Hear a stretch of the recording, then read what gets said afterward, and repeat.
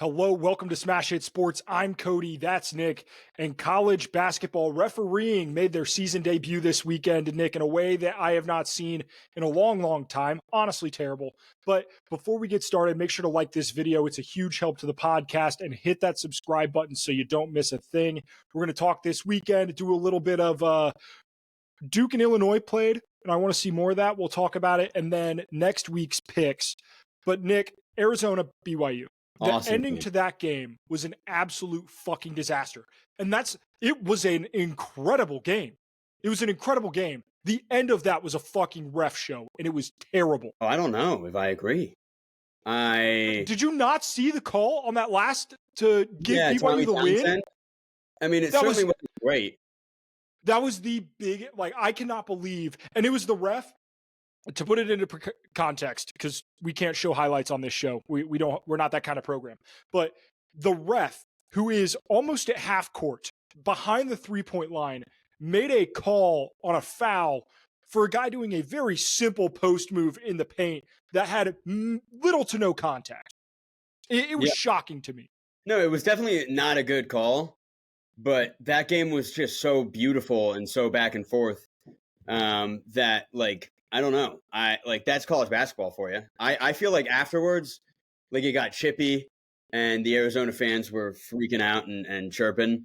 But that's just the beauty of the game. You know, there was definitely a call at one point that was made in Arizona's favor that I didn't see an angle, but it didn't feel akin to that, the no PI call in the Saints-Rams game, or some of the most, the guy was there was body to body contact. It just shouldn't have been called, Yeah.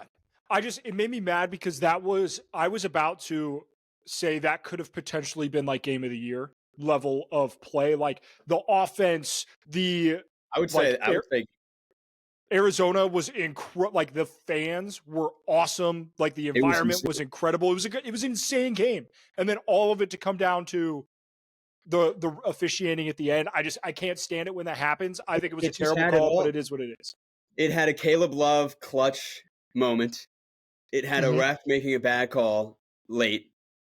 It had fucking the white Mormon kids were getting all up in the Glendale, Arizona kids' faces. It just was, the crowd was insane. That ranks up for me for this year, 100%, top 5 at least. Yeah, we'll definitely have to do a best games of the season as we, end the college hoop season, but we're not there yet. I do want to talk about another BYU game that was played this weekend. They took Kansas out behind the shed and fucking murdered them. They killed Kansas. Kansas died on what was that, Wednesday night, whatever that was. They lost. I think there was a 50-something point lead at one point. It had potential to be the largest loss in program history for Kansas. And I had a buddy of mine who was at the game. He was sending me pictures and videos. That environment was insane. BYU student section, shout out them. They have done incredible work all season. But holy shit, that is maybe the worst iteration of Kansas I've ever seen under Bill Self. Yeah. So fun fact, it's their last 5 games before they obviously just destroyed Oklahoma State, and have now boosted their metrics back up in a lot of ways. So Kansas, quote unquote, is back. Who cares? It's Oklahoma State. They stink. But before the Oklahoma State game, their 5-game stretch of how they played was the worst in the Bill Self era. And the second worst was the last 5 games of last season, where they lost to Gonzaga by 30 in the second round. So in reality, if we're talking calendar year, definitely the worst calendar year of my lifetime for Kansas basketball, which is crazy. But it's not even a discussion at this point. They've just, for 365 days, been bad. Yeah, they're 9-7 in Big 12 play, and they end the year against 3 ranked opponents: Texas Tech, Houston, and Arizona. There's a legitimate chance. That Kansas ends the season 500 in Big 12 play. Are they playing 19 conference games, or They how is play it? because they are. What are they currently? They are currently. I wish it would stay up. They're currently 9-7, and they play 4 more. Oh, they play 4 more. Yeah, sorry, So they play 4 more. Yeah, I think they went 12-8 last year, and 8 conference losses was the most that Bill Self has ever had. Kansas, 14 years in a row, they at least had a share of the Big 12 title regular season, which is insane. And that ended 2019, maybe. And like, but to have a share 14 years in a row, and now back to back eight losses in conference play, bad. And they could go 10-10 in conference for all we know. I think this is not that it's Bill Self's worst coaching job, but I think this roster kind of stinks. Like they spent a lot of money on transfers that didn't pan out. Hunter Dickinson, remember when he made like a LeBron-esque decision type video that came out on social media? That has just aged like fucking milk. He's so bad. Like he's good at Hunter Dickinson is very good at like 6 things. And everything outside of those 6 things, he's fucking terrible at. Like he cannot guard a pick and roll to save his life. You don't want to run your offense through Hunter Dickinson. The problem, you're 100% right. It's like their big 3, their big returning 3 from, like the post-championship era, like, oh, this is like, we're going to go back to back, blah, blah, blah. Hunter Dickinson, DeJuan Harris, who cannot shoot and is just an offensive liability for the most part. And then KJ Adams, who doesn't space the floor at all. I don't think I've ever seen him shoot a 3. And then big loaf Hunter Dickinson. So you're running your offense through these 3, seniors that are the lifeblood of your team, and none of them apply to the modern version of basketball being played around the world. So then they bring in transfers like Rylan Griffin and AJ Storr. They're like, oh, we need shooting. Both those guys are terrorists. They're absolutely abysmal. AJ Storr stole $1 million. He's truly, like, if there was an all not Big Ten team, he would be the first pick of my draft, or Big 12 team. Their roster construction was built around what you don't want to build something around, and then they just got guys that were chasing money, and didn't care about the Kansas badge on your chest. And because of that, I like Zeke Mayo. I'll say that. Yeah. But like, I don't want, like, people are going to overreact to them crushing Oklahoma State, be like, oh, Kansas is back. No, this Kansas team is dead to rights, in my opinion. There's no way they can figure it out. Yep.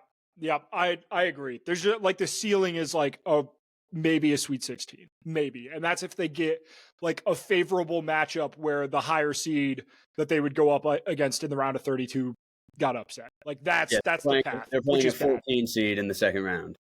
Yep. And it's like, yeah, Nick, Alabama in last week's AP poll is the number 4 team in the country, 21-4. They scored 98 points against Missouri and never at any point led in that game. Yeah, that game was crazy. What an absolutely insane game. And I want to give credit to Mark Titus because I heard this on his podcast first. But there was a point where Missouri had like 57 points in the first half, and the Charlotte Hornets were playing at the same time and had like 30 points in the first half. And people are like, oh, college basketball is such an inferior product. No, it's not. No, it's just not. But this game was 110-98 is maybe the most preposterous basketball score I've seen since Alabama and Kentucky played last year. Yeah. So like it was 59-46 in the first half. So Alabama put up 46 points, which they hit their over for the amount of points they were, they easily hit their first half over, and they were down by 13. They were down by like steady double digits and scored way more than they were supposed to. Crazy. Also, a couple days, maybe a week before Alabama, Missouri, there was a Virginia Tech Boston College game. And that game at half was 26-11. And the game ended, Disgusting. I think the game ended 54-36. So full game in Power 5 college basketball, scored less than first half Missouri, Alabama by far, by like 20 points. Yeah. Insane. But yeah, Alabama bounced back. And probably still a 1 seed because of it, beating Kentucky. Yep. Nick, the last thing I want to talk about going into the weekly recap is Purdue. And I don't know how to feel about this Purdue team. But in their last handful of games, they have now lost today against Indiana by double digits, which, shout out to you, incredible pick. Incredible pick by you, Nick. Just fucking brilliance. Yep. Cheeky fucking bastard, dude. Yeah. It makes me so goddamn mad. I cannot get a leg up on you. But their last 4 games, they have now lost against Indiana, Michigan State, Wisconsin, Indiana, Michigan State, Wisconsin, and Michigan. What is this this Purdue team? Because they had aspirations to win the Big Ten. They're not going to do it. I think Braden Smith is probably he's first team All-American, but he's not. Is he the best player in the Big Ten? I don't know. Well, I don't know anything about this Purdue team. They seem just the most mid team of all time. No, they're good for sure. I mean, Braden Smith's amazing, but like, there's John Tonji, there's Danny Wolf. There are guys out there that like John Tonji, in my opinion, actually probably deserves to be the player of the year in the Big Ten.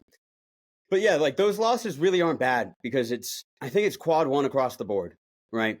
So like it's tough because you want to judge them really hard. You want to say like okay, they're playing bad basketball, but after losing 3 straight going into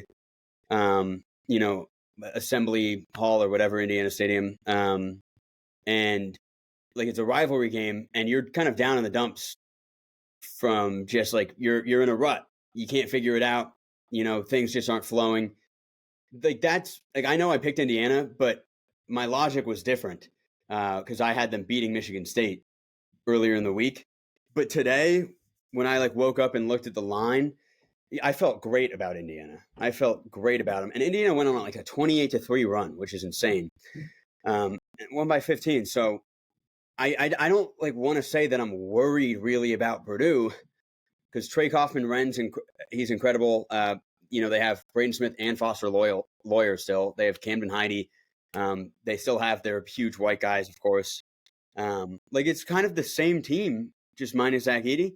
I just think they're going through this little rut, and assuming they can come out of it, I think they'll actually come out of it better. But we'll just have to see, right? Because we saw Wisconsin got in a rut last year. They never got out of it, really. And then they lost first round.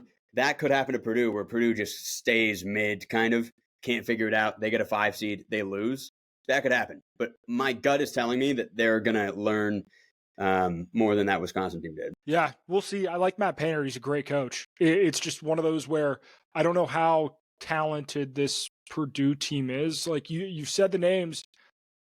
I want to see them put it together because I feel like they haven't in a while. They had the great win against Michigan at home. They beat them by 30.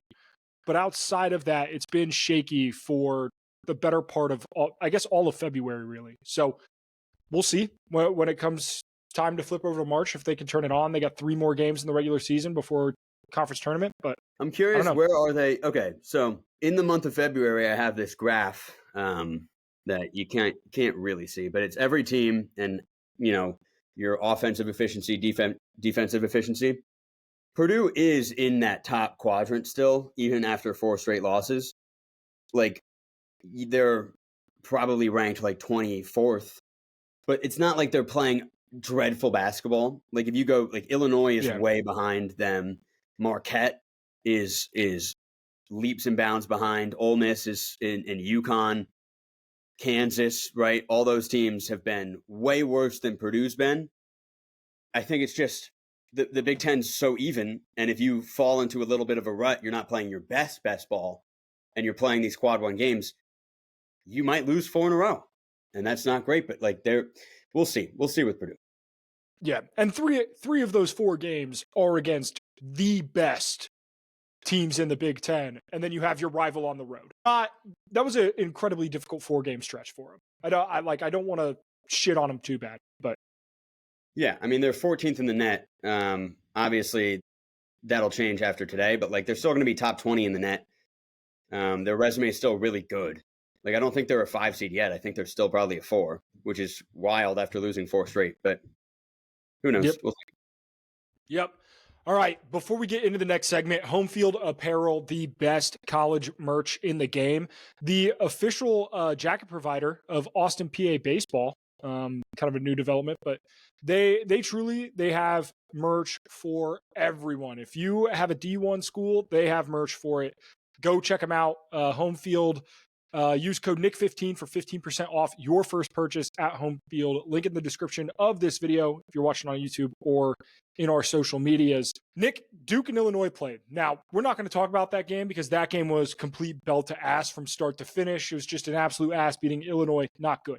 But we talked before the show. You brought up an interesting proposition about having a weekend where we just play non-conference games in February. And I love it. But the question is like, how do we do it? Right? Do we pick?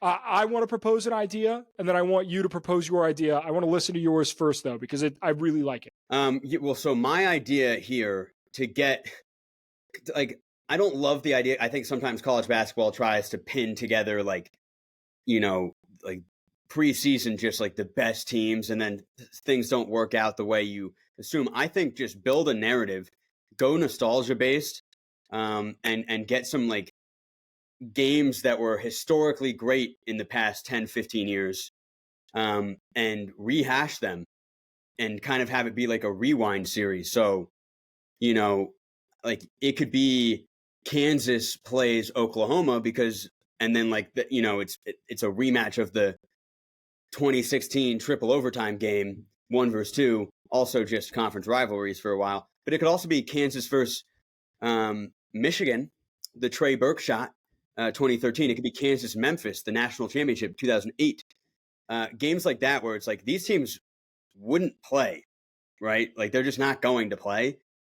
But they have played such a great game in the past. Why not have a weekend where you kind of just build off that? I think it's great. Yeah, I love that idea. What if you had to pick like the best potential rematch? I would love to see like Duke Butler would be fun based off of the old school national, like the Gordon Hayward shot that just goddamn is so close.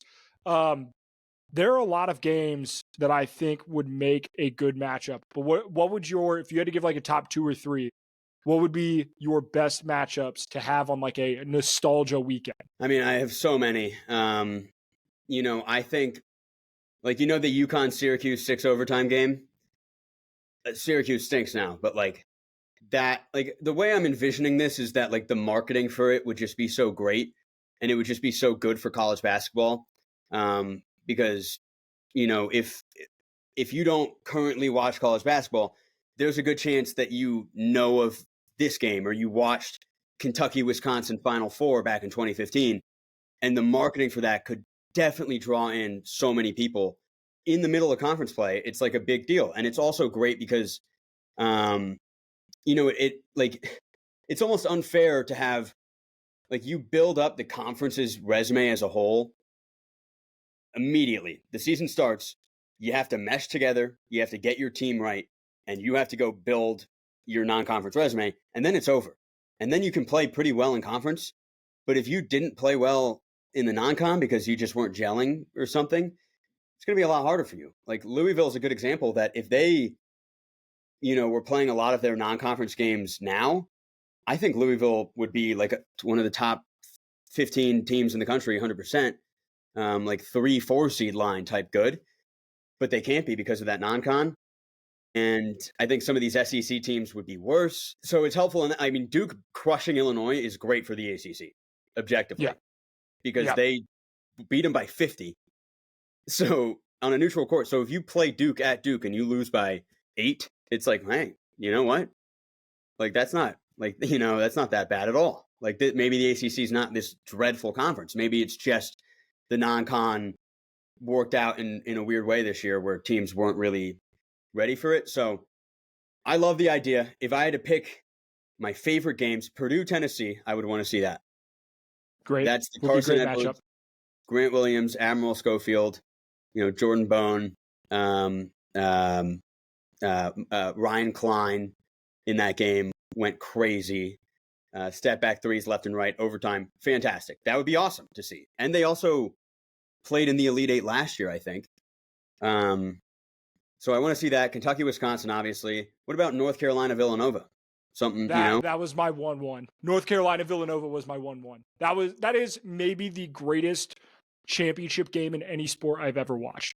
Yeah. And it would just be awesome. Like, again, the marketing of that would be so awesome. Like even like Villanova is not great this year, but neither is North Carolina. That would actually be like a huge bubble matchup. And like I just feel like at the beginning of the season, no one would have ever scheduled that if they were trying to schedule North Carolina versus like a team that's supposed to be really good. No, just schedule UNC Villanova and see if it ends up mattering. And it would this year. It would be a great game. Yeah. My 3, if I had to go 3, I'm going to go UCLA Gonzaga because of that Final Four matchup. Jalen Suggs hits the half-court shot to win it. And the Adam Morrison year in 2005 with the like 13-0 run late. They play a lot in the non-con, I feel like. But just move that game to February. Just play it in February. That'd be great. I'm with you. Yep. Indiana, Kentucky, because the watch shot is one of my favorite sports memories of all time. Ooh, that is good. A rivalry that like they don't play enough.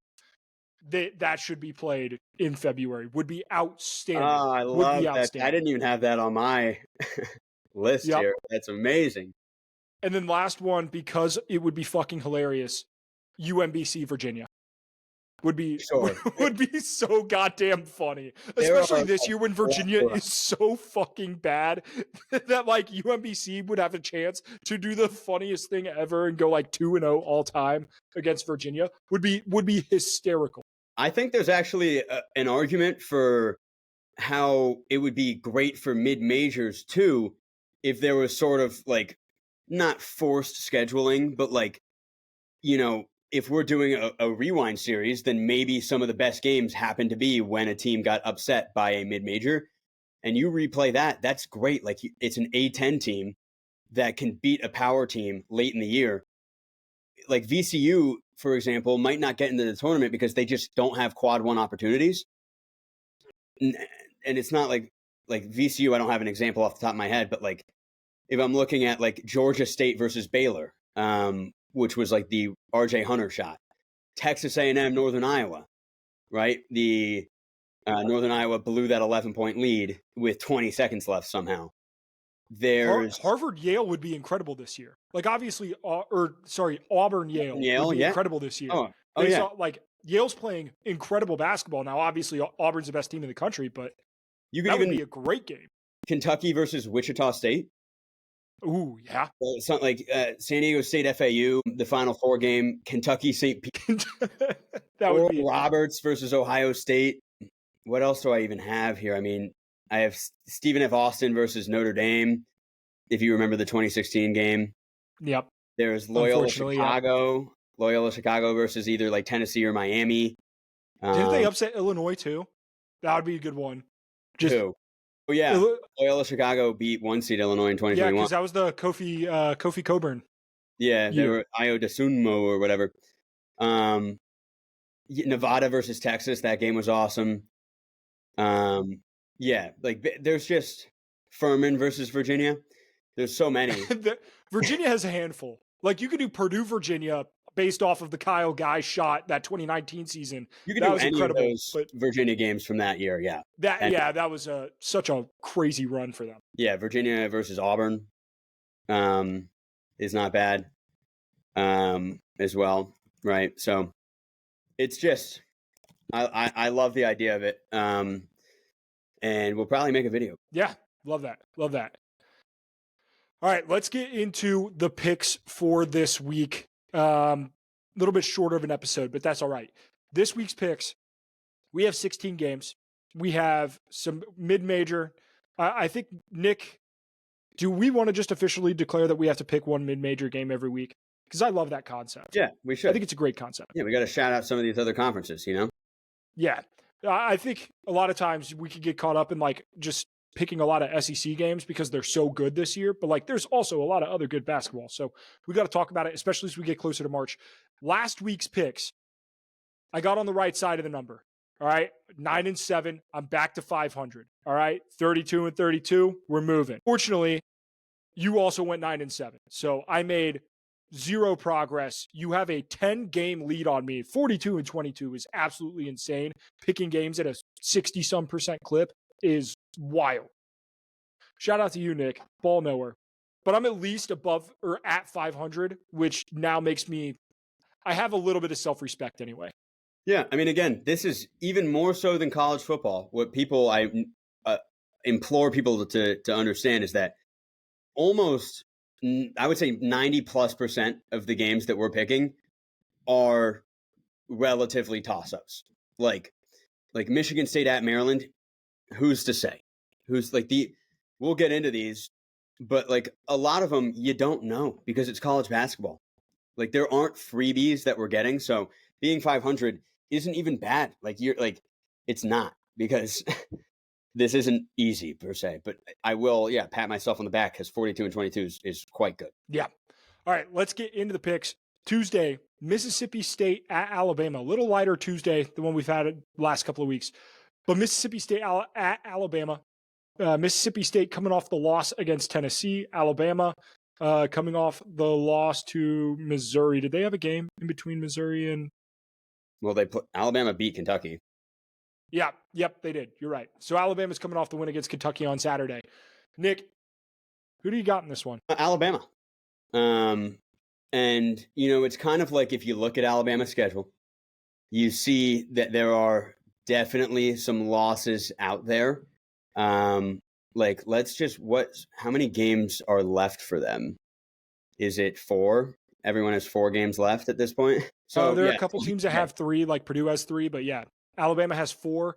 Holy shit, what a schedule. Oh so that's God. what I'm saying. So Alabama plays at home versus Mississippi State, but then they have at Tennessee versus Florida and at Auburn, ranked 5, 4, and 1 respectively right now. Quad 1A out the wazoo. That is the biggest gauntlet you could have in a 3-game stretch, realistically. So Mississippi State at home you could argue, it's a look-ahead trap, but you could also see it as hey, we need this one because going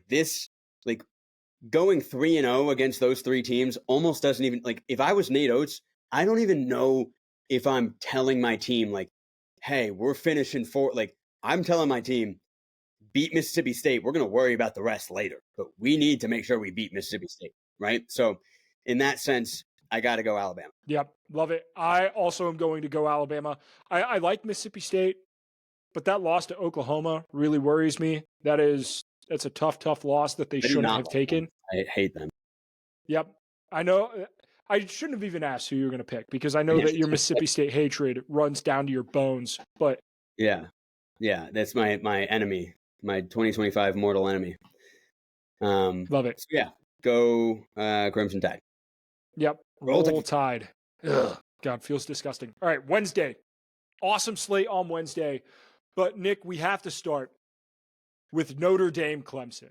And I know if you're listening to this, especially if you have not listened to the college football episodes, and you're like, why the fuck are these guys picking Notre Dame and Clemson? Notre Dame is dog shit. Clemson is significantly better. I'm a Notre Dame fan. Nick is a Clemson fan. So we have to pick for the pod. It's the podcast rivalry. It's just written in the stars. You have to have this game in. And I'm going, well, what a plot twist it would be if I went Notre Dame here. Yeah. So optically, I have to pick Notre Dame. I have to. But the problem is I can't afford any more losses on my schedule. I'm 500. I can't do it. Yeah. I'm going Clemson. Clemson. I have to go Clemson. They're at home. Clemson a great team at home. I just can't. I can't pick Notre Dame. I can't do Yeah, it. Love my it's guys, just can't do it. that's daunting because I can so see the scenario where um where like because you just said that Notre Dame wins and it's And like, then oh my god, I could have just fucking picked Notre Dame, and like, I can yeah, see and that then I as upsetting. yeah, But then I look like a fool, an right, absolute that fool. that is absolutely in the cards. But I'm obviously going Clemson as well. I mean, um, I feel like Clemson's due like their last 4 games are quad 2 at Virginia, but Virginia stinks, and then quad 3. So in reality, it should be the easiest 4-0 ever. But like we're talking about Clemson, like it would be the least surprising thing in the world if they just drop one of those, and it's like, what are we doing? So it could be Notre Dame, but this is the podcast rivalry. I have to go Clemson. Yep. Michigan State, Maryland should be a great game. Maryland playing some really good basketball Might be right going to now. that game. Ooh, Might be going with Ryan Ham. okay. We got a little in-person action for Nick. Yeah, possibly. Me and friend of the pod, Ryan Hammer, just do a little. I mean, he has to let me know. It's through him, but I'm assuming it would be free of charge, given that he's kind of a marketing. He's He's a big fucking higher deal. up than we are, we'll say. Yeah. So who you got? Yeah, in this game, I mean, I feel like Maryland, at home, this is going to be like loud crowd Maryland. I'm curious to see, like, it feels like this might be the biggest Maryland home game in quite some time this year. So the energy should be lights out. The Crab Five, they're electric. Michigan State's also played themselves into a 2 seed right now, which just feels not the best. Doesn't feel that realistic. So I feel like Michigan State's probably due for a loss. But yeah, so they had Wisconsin at home. That's a big deal. But Wisconsin wasn't as highly ranked back then. Michigan State, as of right now, like this is probably the biggest home game they've had all year. So outside of maybe Marquette earlier, but they lost that game. So I'm gonna go Maryland, and I'm very excited about it. Hopefully, Yeah, we'll see. this should be a great game. Michigan State has a pretty tough stretch of their schedule. Their last 2 games were Purdue and then on the road at Michigan. They now go at Maryland and then they get Wisconsin at home on Sunday. So a tough 4-game stretch for Michigan State here. I don't know if they go 4-0. I don't think they do, but I can't keep picking the same games as you. So I'm going to go Michigan State here, which means I'll probably go Wisconsin on Sunday, but give me Michigan State. They're playing some really, really good basketball right now. I mean, they're coming off double-digit win against Michigan, a 9-point win at home against Purdue, like a big win against Illinois. Their last loss was Indiana when Izzo had a chance to break the record, but I like Michigan State. I think they're playing good basketball. I'm going to roll with the Spartans. Next game up is Ole Miss at Auburn. Yeah, which I mean, at Auburn's tough. I can't pick against Auburn, dude. I just can't. I don't think I can either. I feel like it's at Auburn. Like, I feel like they're starting to hear that people are doubting them a little bit too, because they're playing some like like they couldn't really pull away from Georgia. They couldn't really pull away from Arkansas. A couple close games here and there where some people out there are like, well, Auburn obviously has the best resume, but I'm not sure they're the best team. And it's like, I think they're probably going to start hearing that and be like, okay, we can't just go like, let's go fucking belt to ass. And I can see that happening against Ole Miss, where it's like, okay, Auburn, yes, you are the number 1 team. Yeah, they play. Ole Miss is so good at forcing turnovers and capitalizing off of those turnovers. Auburn plays a fairly mistake-free brand of basketball, and I trust Bruce Pearl, so give me Auburn there. Kentucky at Oklahoma. Oklahoma coming off a huge win against Mississippi State. I spent a lot of time last episode trashing Oklahoma a little bit, and now they have a chance to really solidify that they belong in the tournament. They get Kentucky at home. It would be a huge quad 1 win for them. Quad 1, would that be quad 1A? For Oklahoma, if they beat Kentucky. At home, yeah, because Kentucky is 12th in the net, so then yes, it would be. Yeah. So huge, huge spot here for Oklahoma. I actually think they get it done. I'm going with the Sooners here. Yeah, I definitely. think they get it done. Kentucky coming off a loss against Alabama didn't look good. All right, you can go Oklahoma. Call I'll it go recency Kentucky. bias, but This is one where like the spread's going to be really close, and people are going to be like, "Wait, what?" No, in Oklahoma, since they're at home, they're like so aggressively on the bubble that a loss might, screw them. Like this is absolutely as must win as it gets. For Kentucky, Kentucky I think is 500 in SEC play, which is nuts. Because they're 3-4 seed, but they're just 500 in league play. So in that sense, I'll probably go Kentucky because I think that they're better than 5. They're better than 8 and 9 in the SEC or whatever they are. yeah, I'll agree with you there. Last game up, another SEC matchup: Texas at Arkansas. Texas is 38th in the net. Arkansas 40th in the net. This is a huge game. This is a huge, huge game for the bubble, for the SEC. Both of these teams in pretty identical spots for the most part. Nick, who you got? Well, Arkansas had, they picked up a massive win, this against Missouri, which I think I logicked myself pretty well last week when talking about Arkansas, where it was like it was a scheduled loss against Auburn, but that means they will beat Missouri. Now it's tough because they are playing, maybe like a letdown spot. Maybe it's an easier game, but I still have to go Arkansas. I just think that they're actually pretty good. They're playing good ball. Yeah, I'm going to agree with you. I like Arkansas here. We give Cal a lot of shit for not showing up when he needs to, but there's a reason that Kentucky continues to, or was in a lot of big games under Cal, and it's because they took care of those games to put them in a position to be in the tournament in a high seed. Arkansas, their injuries are weird because I think they almost got better now that they've shortened their rotation a little bit. Give me Arkansas.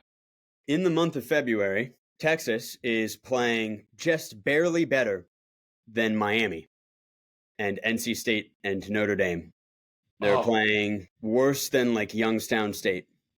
And then Arkansas is playing the same or better than St. John's, the same or better than St. Mary's, Texas A&M. They're right below Purdue.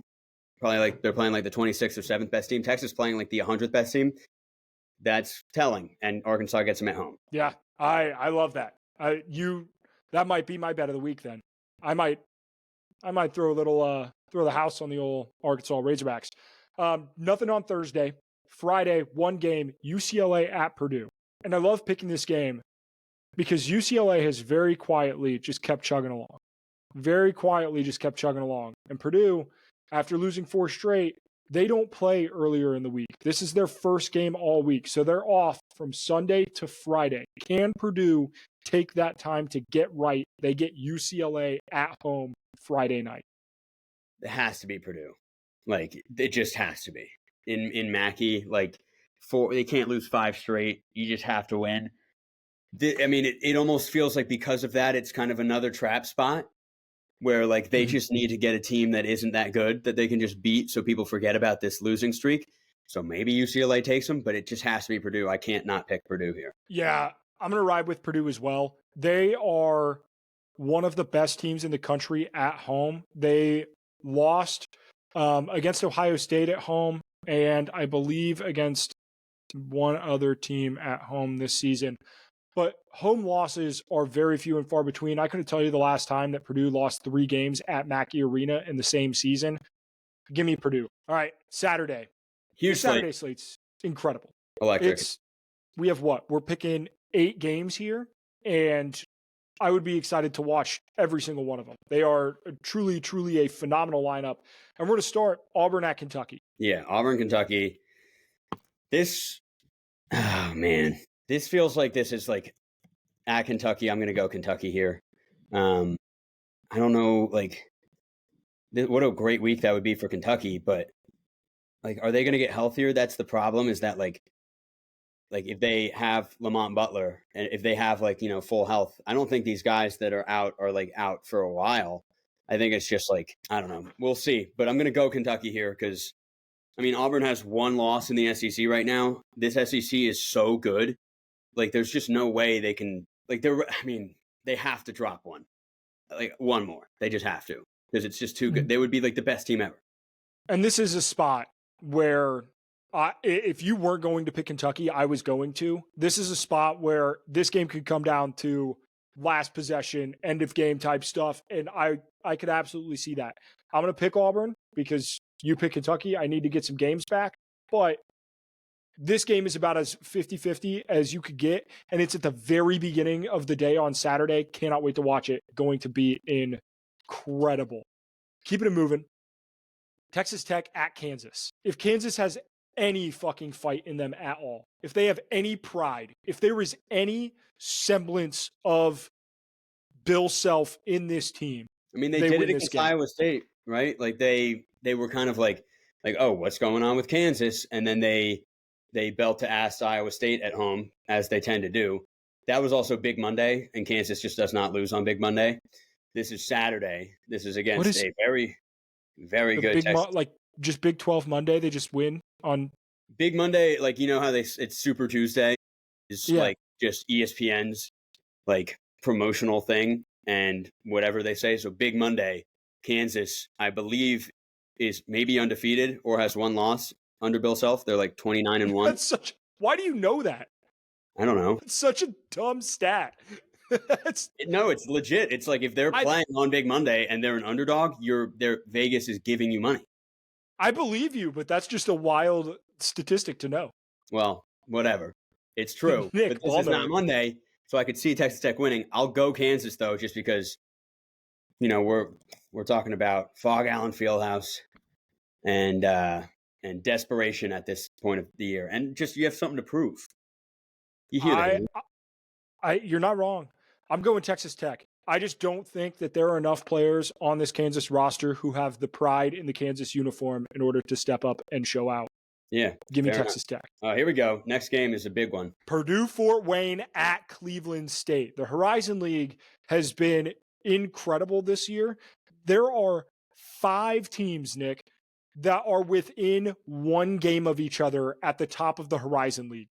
Robert Morris, Cleveland State, Youngstown State, Purdue Fort Wayne, and Milwaukee, all with one game of each other at the top of the Horizon League standings. Purdue Fort Wayne has a chance. There are a handful of teams. Obviously, there are teams that like move up to the Division I level that have never made the NCAA tournament. Purdue Fort Wayne, a team that has been at the NCAA Division I level for a while now, that has never made the NCAA tournament. So give me Purdue Fort Wayne. I think they have a chance to really take a step up, get better seeding in the Horizon League tournament on the road at Cleveland State. Would be a huge, huge win for this program. And basketball just means more in the state of Indiana. So, yeah, I'll go Cleveland PFW. State here. Home team. They've had the lead in the Horizon the whole year. They just got leapfrogged by Robert Morris out of nowhere. Nobody saw that coming. If someone's going to take down Robert Morris, kind of has to be Cleveland State at this point, just because, of the drama here at the top of the Horizon standings. So I'll go with the home team. Yep. And that game is like that weekend. That's the last game of conference play for the Horizon League. So exactly. Yeah, no, that's my point in the sense that Robert Morris has 14 wins. Like Cleveland State's there at 13-5. Can Cleveland State get up to 15? Because Purdue Fort Wayne can't get up to 15, assuming Robert Morris wins another. So it kind of has to be Cleveland State if they want to have the 1 seed. Yep, love it. Mid-major madness, baby. We're about to begin. Alabama at Tennessee, a incredible rivalry, an incredible matchup, and 2 teams that just could not be more different. Could not be more different. On the road at Tennessee, there's a tough spot for Alabama. I'll admit it. It is, but I don't know. I think Alabama is they're gonna drop one of those 3. Is it at Tennessee? Maybe. Is it at home versus Florida? No, I think they would win that one. I'll go with Tennessee here. And I'll just say maybe Alabama sweeps next week against Florida and Auburn and kind of stamps their flag there. But I'll go Tennessee here. I don't feel good about this one though. Yeah, this is, and I'm about to say something that's so fucking dumb and obvious. This is a make shots game. If Alabama makes their shots, they win this game. But if they have a game like they did against Auburn, where they got the good and open looks and then didn't make them, they're going to lose. Yeah, I trust Tennessee is so good at guarding the perimeter, like just so it's not going to be easy for Alabama. That's no, for sure. not at all. I'm going to take the Tide, but this is another game, man. In the SEC down the stretch, you could talk me either way. You could talk me into it either way. Creighton at Xavier, the Big East, very very weird, an unbelievably weird season for the Big East. However, Xavier's quietly chugging along, just quietly doing their thing. Huge game, huge game. Nick, who you got? Yeah, I mean, this is like Xavier has been kind of on the bubble for a while. Obviously, like the whole year, but they lost to Villanova on February 9th, and then they've beaten Providence, beat DePaul, beat Butler, and beat Seton Hall. So they've won 4 straight, and 5 out of their last 6. But because it's against so many, who cares teams, they're not moving up. This is the move the needle game for Xavier, because after this game, they have Butler and Providence. So, like, yeah, you might win 7 in a row, but if it's all against bad teams, is that going to boost you? They have one quad 1 win. So this is imperative, and I believe they get it at home, right? So I don't know. That means it's probably not quad 1 technically, but the committee would view that as a very, very good win. And it's something that they need to have. So I'll go Xavier. Yeah, I don't hate that pick. I'm going to rock with Creighton. I just think Kalkbrenner, the size, I'm not sure if they had a chance to play earlier in this season. They did. Creighton won that game by 9 at home. That was back January 29th. Does Xavier have the ability on the perimeter to push the pace and outscore Creighton? I'm not sure that they do. Give me Creighton here. All right, keeping it moving. Texas A&M at Florida. I love this game. Texas A&M, Florida, yeah. I love this game. 8:30 tip. This game is going to be so much fun. Like Buzz Williams and then the way that Florida plays basketball, this is going to be great. I cannot wait. Yeah, in Florida, I think I have to go Florida here. But yeah, it's definitely tricky. Florida's playing fantastic basketball right now. Like in the chart, right? Who's the best in February? Well, Cody, let me ask you this: who do you think is number 1 on that chart? The team that's been playing the best. That's a great question. Duke, probably. Duke's 2. Duke's 2. Yeah. Is it St. John's? No. Damn. It is. All right, who is it? Clemson. Oh, no shit. Yeah. Hell yeah. Yep. Clemson 1, Duke 2, Florida 3, and then we can just look here. Yeah, Clemson 1, Duke 2, Florida 3. Then it's Houston, Iowa State, Auburn, BYU, Missouri, Wisconsin, Alabama, Utah State. I don't know if I just said that or not, but yeah. So insane though. Super cool. Clemson's playing fantastic, but so is Florida, and Texas A&M not as much. And you have to go on the road. So yeah, I'll take Florida. I think we're in a really interesting spot where Florida, you're obviously the much more studied bracketologist than I am. What region would Florida get if they were the 1 seed? Or if they were a 1 seed, not obviously not the number 1 overall seed. But like if things kind of play out how they have been and you get Auburn, Duke, and Florida's that 3, right? What region would they go west? It's weird because the opening round games would be like not that far away from Florida, Midwest or West, but it's where is that regional final is going to be the decision maker. And I think in the West, like it's like Seattle or something. I don't know what it is, but it's not where you'd want to be. So they would definitely choose the Midwest. But like opening round, the draw might actually favor going to the West because it might be like the Lexington draw, or I don't like the Oh Atlanta yeah, draw. It could be anything in that sense, just because it's whatever. But like Clemson was in the West last year, and I don't remember where they played their early games, but I know that they were in like L.A.